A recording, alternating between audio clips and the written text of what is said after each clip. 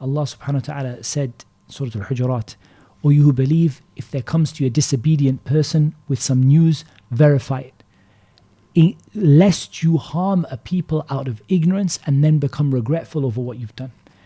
Here, I want to focus on how the scholars, they mentioned that this doesn't just apply to the fasiq, but it applies to the one who is anonymous.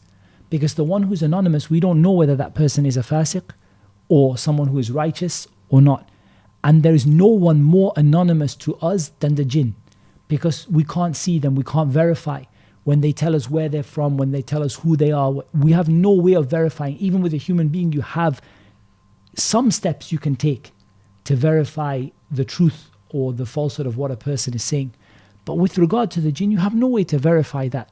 And the ayah tells us that there can be real harms that can come about when you take information that you're not sure of the truthfulness of it and you spread it among people. You can cause harm to people, and you can cause people to end up with false beliefs and ideas.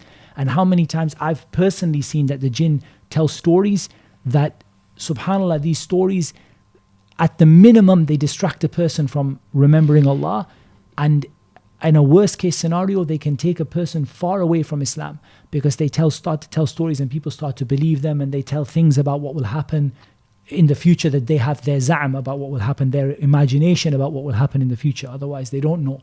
But what they imagine will happen, or they tell things, for example, like they say this was done by your mother or your sister or your brother or your uncle, and you have no way of verifying that. And indeed, what it causes is families to break up, and it causes news to be spread that's not, and people, they spread conspiracy stories about things that happen and blame people without evidence. I feel that there's so much harm can come from this.